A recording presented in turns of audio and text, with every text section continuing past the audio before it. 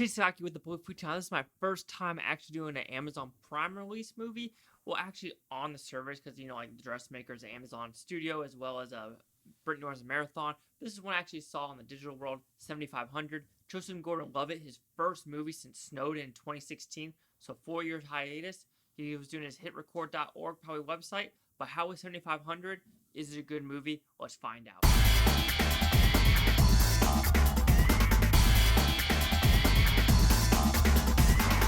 7500, what it's about. Don't get it confused with a movie called Flight 7500 with the guy, Snooki's sister from True Blood.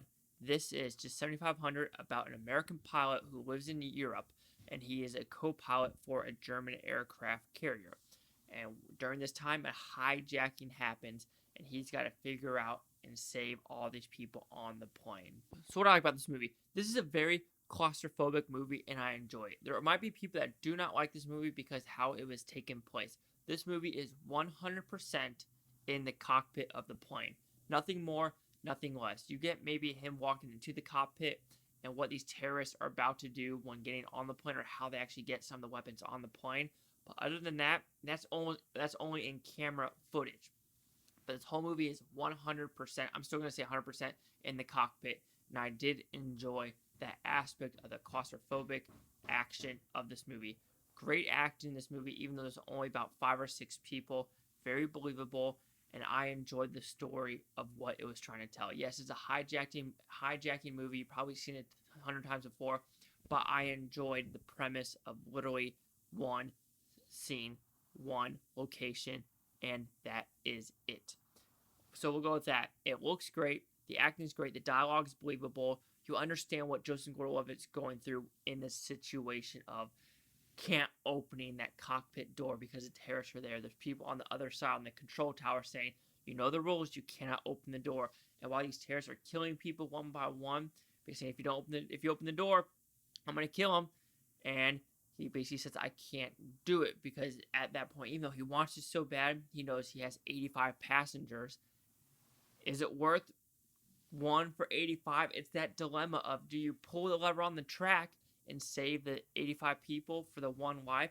Because you know for a fact, Joseph Gordon-Levitt in a real life situation knows if those terrorists go in the cockpit, everyone on the plane is dying, period, dot. I know it seems like, oh, it's a simple situation, but when you're in that scenario of what the little twist they kind of put in the movie, you're like, yeah, the situation and the choices are going to be hard. But in that situation, you know for a fact, if the terrorists get in that cockpit, they are going to kill everyone on board. And so there is a point in this movie about halfway through where it kind of changes scenes of being in the air, of being on the ground.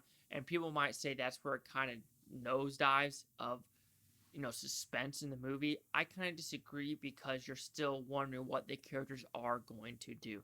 There was one situation in this movie where I was like, get up. Get the fuck up. Like, it was like, it got me entertained of like, ooh, get up, get up, get up, get up.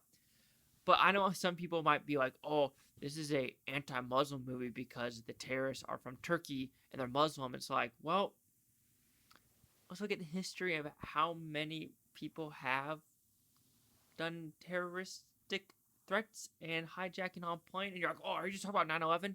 No. Let's talk about Munich, the Olympic thing, as well as the Israels on the helicopter. There's plenty of examples of hijackings in the 70s. So do your research before you say, oh, it's xenophobic. No, it's history. Know your history, or you're going to repeat yourself. But anyway, 7500, I actually enjoyed this movie. I don't think people are going to like this movie as well as I did, but I enjoyed it. The suspense was there, and it kept me entertained the whole hour and 30 minutes. So 7,500 will receive a 4.5 out of 5 Futons equals at 90%. So let's see the critics' news scores gave this one. So that's kind of right. The critics is 70% with 139 of them, and the audience score are 58% with 235. And here's critic consensus. 7,500 never achieves maximum altitude as a sky-bound thriller, but Joseph Gordon-Levitt's solid central performance manages to hold its reasonable afloat. I kind of disagree. I believe it achieved maximum altitude with some of the stuff going on in this movie and what you have to believe. And it's very believable in this movie. There's nothing in this movie that seems unbelievable. Like, you're like, Yeah, that makes sense. That makes sense. That makes sense. Like, seriously, people's scenarios of when they're in this situation, what are you going to do?